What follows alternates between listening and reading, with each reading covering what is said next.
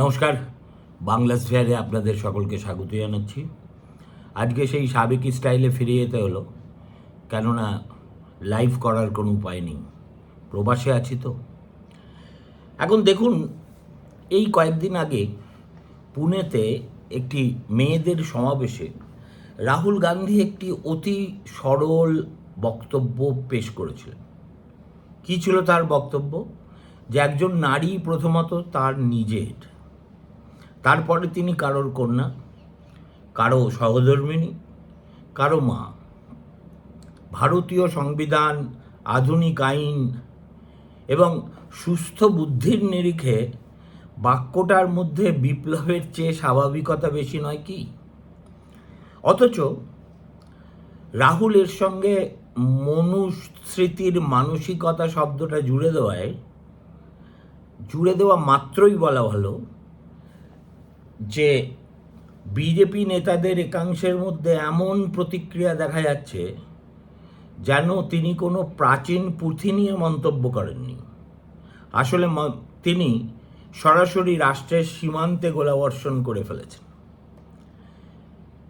প্রথমে প্রতিক্রিয়াগুলোর কথা শোনাই। উত্তরপ্রদেশের মুখ্যমন্ত্রী যোগী আদিত্যনাথ রাহুলকে ভারতের ঐতিহ্য এবং উত্তরাধিকার অপমান করার অভিযোগে কাঠগড়ায় তুললেন। অসমের মুখ্যমন্ত্রী হেমন্ত বিশ্ব শর্মা তাকে হিন্দু বিদ্বেষী বললেন এবং অভিন্ন দেওয়ানি বিধির প্রশ্ন ছুড়ে দিলেন। বিজেপি সাংসদ, সব ব্যাপারে যিনি তার নিজের পাণ্ডিত্য জাহির করতে ভালোবাসেন, সেই নিশিকান্ত দুবে মনুস্মৃতির সেই বহুল উদ্ধৃত শ্লোক সামনে আনলেন।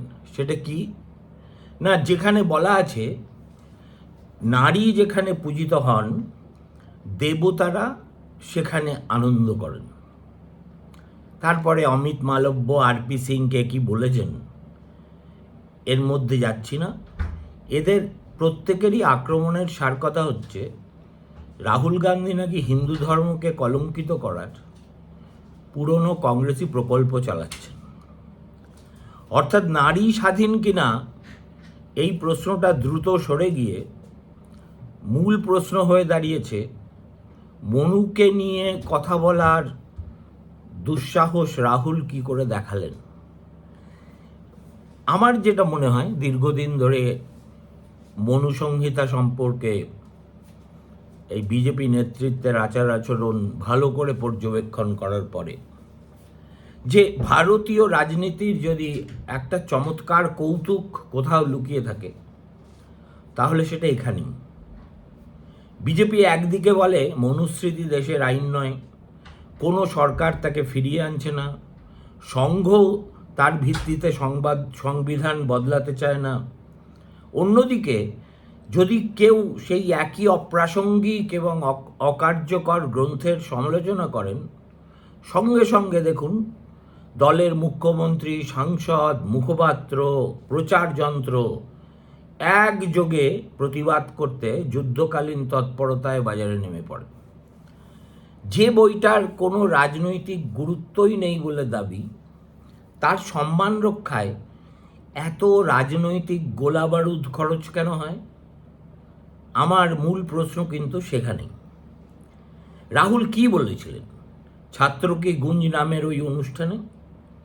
তিনি বলেছিলেন ভারতের মোট জনসংখ্যার 70 কোটি হচ্ছে নারী এবং তারাই ভারতের সবচেয়ে বড় শক্তি। খুব ভুল বলেছিলেন কি কিছু? নারীকে কেবল কন্যা, স্ত্রী অথবা মা হিসেবে দেখলে তার স্বতন্ত্র পরিচয় মুছে ফেলা হয়। পারিবারিক সম্পর্কগুলি অসম্মানের নয়, কিন্তু কোনো নারী যদি এই তিনটি সম্পর্কের বাইরে এসে খোলা আকাশের তলায় নিজের মুরদে মাথা উঁচু করে দাঁড়াতে চান, তাহলে কি তিনি খুব অন্যায় করে ফেলবেন? বেসিক্যালি রাহুল যেটা বলতে চেয়েছেন যে একজন মহিলাও হচ্ছেন আসলে একজন ইন্ডিভিজুয়াল, এদেশের একজন নাগরিক। তিনি পেশাজীবী হতে পারেন, খেলোয়াড় হতে পারেন, শিল্পী হতে পারেন, চিন্তক হতে পারেন, দিমাগি নকশাল হতে পারেন, এবং নিজের জীবনের বিষয়ে সিদ্ধান্ত নেওয়ার অধিকারী কিন্তু তিনি। এখন রাহুল বলেছেন এর সঙ্গে যে আমাদের এই সমাজে মহিলাদের দমিয়ে রাখার যে মানসিকতা, তার উৎস যদি কোথাও খুঁজতে হয় তাহলে সেটা হচ্ছে মনুস্মৃতি। আর বিজেপি এবং আরএসএস সেই মানসিকতার রাজনৈতিক বাহক। মেয়েদের উদ্দেশ্যে রাহুলের আহ্বান ছিল, পিতৃতন্ত্রের খাঁচা ভাঙুন এবং বিশ্বাস করুন আপনারা নিজেরা ছাড়া আর কারো সম্পত্তি নন। এখন এই প্রসঙ্গে কথা বলতে গিয়ে তিনি প্রধানমন্ত্রী নরেন্দ্র মোদীর সাম্প্রতিক একটা মন্তব্যেরও সমালোচনা করেছেন। দিল্লির যন্তর মন্তর আন্দোলনে এক তরুণীর আপত্তিকর ভাষা ব্যবহার নিয়ে প্রধানমন্ত্রী বলেছিলেন যে তিনি এর ফলে একটা সাংস্কৃতিক আঘাত পেয়েছেন। রাহুল প্রশ্ন করেন, ছেলেরা যদি একই ভাষা ব্যবহার করে সেটা তো সাংস্কৃতিক অভিঘাত হিসেবে দেখা হবে না?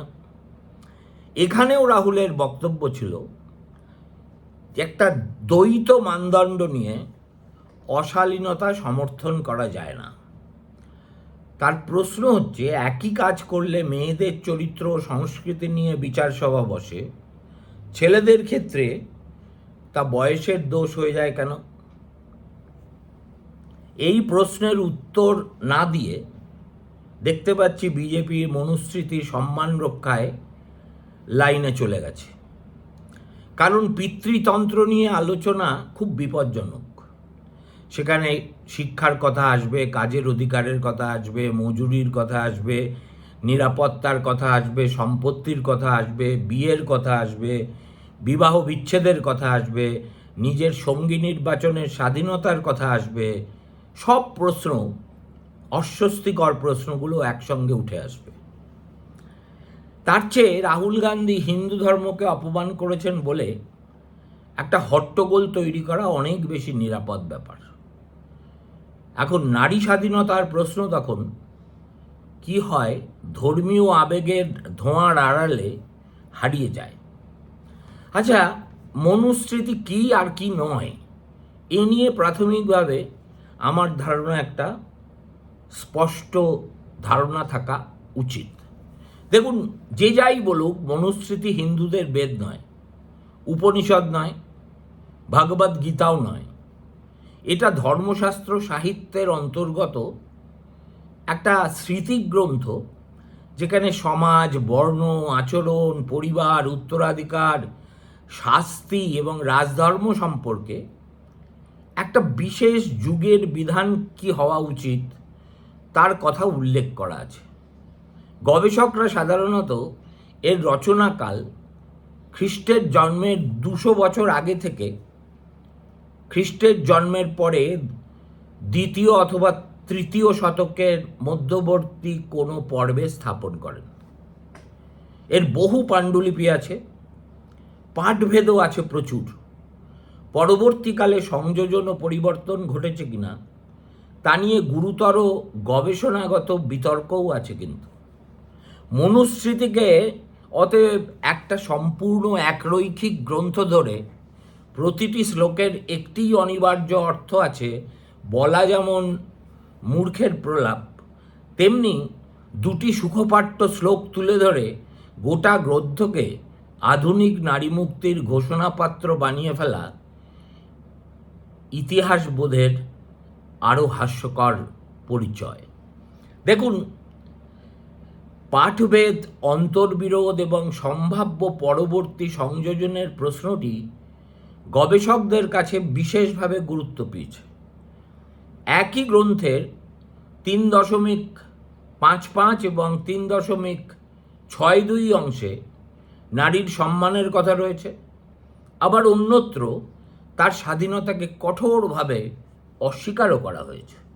সুতরাং দুটো নিশিকান্ত দুবে জাতীয় শ্লোক বিচ্ছিন্নভাবে মনুস্মৃতি থেকে বের করে সেটাকে উল্লেখ করে রাহুল গান্ধীকে তিনি জ্ঞান দিতেই পারেন, কিন্তু ভারতবর্ষের সকলকে তো জ্ঞান দিলে চলবে না, সবাই তো আর মূর্খ নন। দেখুন, এই বিজেপির আত্মরক্ষার এই পদ্ধতিটাই আমার কাছে খুব অদ্ভুত লাগে। মনুস্মৃতিতে নারীর মর্যাদা প্রমাণ করতে তারা ওই একটি শ্লোক, যেটা নিশিকান্ত বলেছেন, যাত্র নার্যস্তু পূজ্যন্তে রমন্তে তত্র দেবতা, যেখানে নারীকে সম্মান করার কথা বলা হয়েছে, খুব ভালো কথা। কিন্তু একটা শ্লোক দিয়ে গোটা বিধান সংহিতার চরিত্র নির্ধারিত হয় না। কোনো রাজনৈতিক দলের ইস্তেহারে একটা মানবিক বাক্য থাকলেই যেমন সেই দলের সমস্ত কাজ মানবিক হয়ে ওঠে না, একটা গ্রন্থে দেবতাদের আনন্দের কথা থাকলেই তার প্রতিটি সামাজিক বিভাগ সমতার সনদে পর্যবসিত হয় না। কিন্তু এখন প্রায় পরের নিঃশ্বাসেই মনুস্মৃতিতে বলা হয়েছে, বালিকা, যুবতী এবং বৃদ্ধা নারী স্বাধীনভাবে কাজ করবেন না। শৈশবে পিতা, যৌবনে স্বামী এবং স্বামীর মৃত্যুর পর পুত্রের অধীনে থাকবেন, সঙ্গে নয়। অনুবাদ নিয়ে রক্ষণশীল ব্যাখ্যাকারদের আপত্তি আছে। তারা বলেন, এখানে স্বাধীনতা নিষিদ্ধ করা নয়, নারীকে সুরক্ষিত করার অথবা অরক্ষিত না রাখার কথা বলা হয়েছে। কিন্তু সেই ব্যাখ্যাতেও নারী একজন পূর্ণক্ষম প্রাপ্তবয়স্ক নাগরিক নন। তিনি এমন এক মহার্ঘ সামগ্রী যাকে কোনো পুরুষ অভিভাবকের পাহারায় রাখতে হবেই, নইলে তার জীবন ব্যর্থ হয়ে যাবে। প্রশংসাটি তাই মুক্তির নয়, পিতৃতান্ত্রিক সুরক্ষার। সোনার অলংকারকেও মানুষ যত্ন করে তালাবন্ধ করে রেখে দেয়, কিন্তু অলংকারের নিজের পছন্দ, মত, ভোট, পেশা অথবা চলাফেরার স্বাধীনতা আছে কি? নারীকে দেবী বলে পূজা করার সঙ্গে তাকে নাগরিক বলে মানার তফাৎ হচ্ছে এখানেই। দেবীকে বছরে কয়েকদিন মণ্ডপে বসিয়ে ধূপধুনো দিয়ে লোক দেখানো হয়, নাগরিক প্রতিদিন প্রশ্ন করেন, সম্পত্তির ভাগ চান, সিদ্ধান্তে অংশ চান এবং অন্যায়ের প্রতিবাদ করেন। দেবীর পায়ে ফুল দেওয়া খুব সস্তা জিনিস, সমান মজদুরি দেওয়া ঠিক ততটাই ব্যয়বহুল। এই কারণেই ভারতীয় পিতৃতন্ত্র নারী মুক্তির বদলে নারী সম্মান শব্দটি বেশি পছন্দ করে। সম্মান কে দেবেন? পুরুষ। কোন নারী সম্মানযোগ্যতার মানদণ্ড কে স্থির করবে? পুরুষ শাসিত সমাজ। নারী সেই মানদণ্ড অতিক্রম করলে কি হবে? তখন সম্মান প্রত্যাহার করে নেওয়া হবে। সংবিধান কিন্তু সম্মানকে পুরস্কার হিসেবে দেয় না। মর্যাদা ও সমতা নাগরিকের জন্মগত অধিকার বলে আমাদের সংবিধানে স্বীকৃতি পেয়েছে। এখন যোগী আদিত্যনাথ যেভাবে প্রতিক্রিয়া জানিয়েছেন, রাহুল গান্ধী ভারতের ঐতিহ্য এবং উত্তরাধিকারকে অপমান করেছেন এবং তরুণ প্রজন্মকে তথাকথিত আরবান নকশালদের সঙ্গে মিশিয়ে বিপথে চালিত করার চেষ্টা করেছেন, তিনি তার তীব্র নিন্দা করেছেন। তার প্রশ্ন, সাংবিধানিক পদে থেকে রাহুল কেন দেশের ঐতিহ্যকে আঘাত করছেন? যাই হোক, ভাগ্যিস আমাদের রাজ্যের তিনি মুখ্যমন্ত্রী নন। প্রথম অসুবিধা হলো, ভারতের ঐতিহ্য যোগী ভাবতে পারেন এটা একটি বইয়ের ব্যক্তিগত সম্পত্তি, কিন্তু তা তো আসলে সত্য নয়। এই দেশের ঐতিহ্যে মনু যেমন আছেন, তেমনি বুদ্ধও আছেন, যাজ্ঞবল্ক আছেন, চার্বাক আছেন, শঙ্করাচার্য আছেন, কবির আছেন, বাসব আছেন, নানক আছেন, জ্যোতিরাও ফুলে আছেন, সাবিত্রীবাই ফুলে আছেন, নারায়ণ গুরু, পেরিয়ার, আম্বেদকর, রামকৃষ্ণ, বিবেকানন্দ সবাই আছেন। যে ঐতিহ্য নিজের ভিতরের অন্যায়ের সমালোচনা সহ্য করতে পারে না, সেটা ঐতিহ্য নয়, কিন্তু সেটা আসলে একটা এক্সিবিশন পিস, যেটাকে সুরক্ষিত করে প্রদর্শনীর বস্তু হিসেবে ডিসপ্লে বোর্ডে রাখা হয়েছে। দ্বিতীয় অসুবিধে আরও গভীর। যোগীর বক্তব্য মেনে নিলে মনুস্মৃতির সমালোচনা দাঁড়াবে ভারতীয় ঐতিহ্যের অপমান।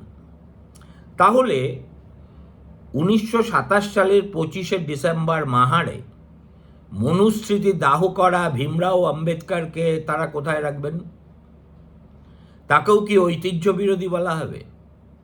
নাকি ভোটের সময় তিনি ভারতরত্ন বাবা সাহেব আর মনুস্মৃতির প্রসঙ্গ উঠলেই তার ঐতিহাসিক প্রতিবাদটি সুবিধে মতো নিঃশব্দে মুছে ফেলা হবে? দেখুন, আম্বেদকর নিছক রাগে একটা পুরনো বই পড়াননি। তিনি সেই স্তরের ইন্টেলেকচুয়াল ছিলেন না। মাহার সত্যাগ্রহের পটভূমিতে তাঁর সেই দহনযজ্ঞ ছিল বর্ণভেদ, অস্পৃশ্যতা ও জন্মগত অধীনতার নৈতিক ভিত্তিকে প্রত্যাখ্যান করার প্রতীক। তার বক্তব্য ছিল যে সামাজিক বিধান মানুষের মর্যাদাকে জন্মের ভিত্তিতে ভাগ করে, তার সামনে নিঃশর্ত আনুগত্য দেখানো যায় না, দেখালো হলে সেটা ঘোরতর অন্যায়। সেই আম্বেদকরের ছবিতে মালা দিয়ে, তার নামে স্মারক বানিয়ে, তার সমালোচিত শাস্ত্রকে প্রশ্নাতীত ঐতিহ্য বলে রক্ষা করা ভারতীয় রাজনীতির এটা একটা একান্ত নিজস্ব যোগাসন। এতে একই সঙ্গে দুই বিপরীত দিকে মুখ করে দাঁড়াতে হয়। আপনি পূব দিকেও তাকিয়ে আছেন, পশ্চিমেও তাকিয়ে আছেন। এ কি দীর্ঘ অনুশীলন ছাড়া কোনো মানুষ পারে? তৃতীয় অসুবিধাটা হলো, সংবিধান রাহুলকে ঐতিহ্য সমালোচনা করা থেকে বিরত থাকতে বলে না, আমাদের কাউকেই বলেনি, বলবেও না। বরং বাক স্বাধীনতা দেয়, বৈজ্ঞানিক মনোভাব ও সংস্কার চেতনা গড়ে তোলাকে নাগরিক কর্তব্য বলে মনে করে। সাংবিধানিক পদে থাকার অর্থ প্রাচীন প্রতিটি বিধানের সামনে নতজানু হওয়া নয়। কিন্তু তাহলে সতীদাহ, অস্পৃশ্যতা, বাল্যবিবাহ কিংবা বিধবা বিবাহ বিরোধিতার সমালোচনাও ঐতিহ্যের অপমান হিসেবে পরিগণিত হতো। এখন হ্যাঁ, যোগী বিরোধী রাজনীতি করেন। তিনি ইচ্ছে করলে রাহুলের বক্তব্যের তথ্যগত ভুল দেখাতে পারেন, মনুস্মৃতির ভিন্ন পাঠ তুলে ধরে যুক্তি দেখাতে পারেন। কিন্তু তিনি যখন বলেন আরবান নকশাল, ভারতীয় ঐতিহ্য ধ্বংস, তরুণদের উস্কানি, তখন মনে হয় যে এটা একটা চেনা অঞ্চলে তাদের একেবারে নিষ্ফলা দাদাগিরি। এখন শ্লোকের উত্তর শ্লোকে দিয়ে কোনো লাভ নেই। দেশপ্রেমের চরিত্রপত্র রচনা করেও কোনো লাভ নেই। রাজনৈতিক অস্ত্রাগারে যুক্তির তাকটাই সম্ভবত উঁচু। এত উঁচুতে নিষ্কান দুবে, যোগী আদিত্যনাথ অথবা মালবিয়ার সেখানে হাত পৌঁছানোর কথাই নয়। তারপরে আসুন Himanta Biswa Sarma, poster boy of BJP, অনেক দিন ধরেই হয়েছেন। এখন এই কথা বলার অর্থ কি রাহুল হিন্দু বিদ্বেষী এর থেকে প্রমাণিত হয়? এখন হেমন্ত বলছেন রাহুল যদি সত্যিই নারীর সমতার প্রশ্নে আন্তরিক হন, তাহলে তিনি অবিলম্বে অভিন্ন দিওয়ানি বিধি সমর্থন করুন। দেখুন, রাহুল এবং হেমন্তের এই কলহের পিছনে একটা খুব ব্যক্তিগত অনুষঙ্গ আছে। কংগ্রেস ছেড়ে যাওয়ার আগে হেমন্ত যখন রাহুলের সঙ্গে দেখা করতে গেছিলেন, রাহুল তখন তাকে পাত্তাই দেননি, নিজের কুকুরের সঙ্গে খেলা করছিলেন। আর অসমে গিয়ে প্রকাশ্য জনসভায় রাহুল বলেছিলেন, ভারতবর্ষের সবচেয়ে দুর্নীতিগ্রস্ত মুখ্যমন্ত্রী যদি কেউ থেকে থাকেন, তাহলে তিনি অসমের মুখ্যমন্ত্রী। দেখুন, এইসব খুব পরিচিত কৌশল। অর্থাৎ প্রশ্ন কয়ের উত্তর না দিয়ে প্রশ্ন খ তোলা, মনুস্মৃতির বিধান নারীর ব্যক্তি স্বাধীনতার সঙ্গে সামঞ্জস্যপূর্ণ কিনা তার উত্তর অভিন্ন দেওয়ানি বিধি সমর্থন বা বিরোধিতার মধ্যে থাকতেই পারে না। যারা দুটোকে এইভাবে জুড়ে দেন তাদের সত্যিই লেখাপড়া কত দূর তা নিয়ে আমার মনে প্রশ্ন জাগে। একটা সর্বভারতীয় পারিবারিক আইন সত্যি নারী সমতামূলক কিনা তা নির্ভর করবে তার ধারাগুলোর উপর। শুধু অভিন্ন হলেই আইন ন্যায়সঙ্গত হয় না। সবার উপর একই বৈষম্য চাপালেও সেটা অভিন্ন বিধি হতে পারে, কিন্তু সমতার বিধি তাকে বলবো কি? আর নারী সমতার প্রশ্ন শুধু মুসলিম ব্যক্তিগত আইনের দিকে আঙুল তুলে এরা শেষ করতে চান কেন? হিন্দু উত্তরাধিকার, বিবাহ, পণ, বৈবাহিক নির্যাতন, অনার কিলিং, নিজের জাতের বাইরে বিয়ে, বিধবার সামাজিক অবস্থান, মন্দিরে প্রবেশ, সম্পত্তির বাস্তব ভাগ, এই সমস্ত ক্ষেত্রেও তো পিতৃতন্ত্র একই রকম কাজ করে। হেমন্তের যুক্তি যেন এমন, আমার বাড়ির ছাদ চুইয়ে জল পড়ছে বলে তিনি জানতে চান পাশের বাড়ির নর্দমা কেন পরিষ্কার হয়নি। পাশের বাড়ির নর্দমা অবশ্যই পরিষ্কার করা দরকার, কিন্তু তাতে কি আপনার বাড়ির ছাদের ফুটোটা অলৌকিকভাবে বন্ধ হয়ে যাবে? এখন একটা শ্লোকের আড়ালে বা একটা অযাচিত কম্প্যারিজন তুলে গোটা ব্যবস্থাকে লুকোনোর চেষ্টাটা আমার বরাবরই খুব হাস্যকর মনে হচ্ছে। এখন এরা ঠিক করে উঠতে পারেন না তারা একই সঙ্গে মনু এবং আম্বেদকরকে কি করে এক আসনে বসাবেন। এখন দেখুন, এদের এ ব্যাপারে একটা লিখিত ইতিহাস আছে, রাজনৈতিক ইতিহাস আছে। ভারতীয় সংবিধান গৃহীত হওয়ার 4 দিন পর 1949 সালের 30 নভেম্বর সংঘ ঘনিষ্ঠ সাপ্তাহিক অর্গানাইজারের সম্পাদকীয়তে অভিযোগ করা হয়েছিল যে নতুন সংবিধানে প্রাচীন ভারতের অনন্য সাংবিধানিক বিকাশের কোনো উল্লেখ নেই। মনুর আইন স্পার্টার, লাইকাগ্রাস বা সোলনের আগের এবং এখনও বিশ্বের প্রশংসা অর্জন করে, এমন কথাও কিন্তু সেই সম্পাদকীয়তে লেখা ছিল। এখন এই নথিকে আমি যদি বলি বর্তমান বিজেপির যেটা আনুষ্ঠানিক অবস্থান তার সঙ্গে মেলে না, সেটা হয়তো অংশত সত্যি হবে। কেননা 7 দশকে এই আরএসএস সংগঠনের ভাষা ও কৌশল সময়ের সঙ্গে সঙ্গে সময়ের প্রয়োজনে ক্রমশ বদলেছে, এটাও অস্বীকার করা উচিত নয়। এখন আজকের বিজেপি প্রকাশ্যে সংবিধানের প্রতি আনুগত্য জানায়, সংবিধান দিবস পালন করে, আম্বেদকরের উত্তরাধিকার দাবি করে, কিন্তু সেই প্রাচীন সম্পাদকীয় অস্বস্তির উৎস, ঐতিহাসিক উৎসটা কিন্তু থেকে যায়। মনুস্মৃতির সমাজ দর্শনে কর্তব্য অবস্থান প্রধানত জন্ম, বর্ণ ও লিঙ্গ নির্ধারিত। সংবিধানে নাগরিকত্বের ভিত্তি ব্যক্তি, আইনের চোখে সমতার সঙ্গে জন্ম পরিচয়ের কার্যত কোনো সম্পর্কই নেই। এই দুই কাঠামোকে অলঙ্কার শাস্ত্র দিয়ে পাশাপাশি রাখা যায়, নীতিগতভাবে মেলানো যায় কি? রেড়ির তেল আর ঝর্ণার জল যেমন মিশ খায় না, এই দুটোও তেমনি একইভাবে একই বন্ধনীতে আনা যায় না। দেখুন, এমনকি হিন্দু বিধি সংস্কারের স্মৃতিও আমাদের দেশে খুব সুখকর নয়। স্বাধীনতার পরে আইনমন্ত্রী হিসেবে আম্বেদকর আমাদের যে হিন্দু কোড বিল সেটাকে সংস্কারের যে উদ্যোগ নিয়েছিলেন, তার উদ্দেশ্য ছিল বিবাহ বিচ্ছেদ, উত্তরাধিকার, দত্তক ও সম্পত্তির ক্ষেত্রে নারীর অধিকার প্রসারিত করা।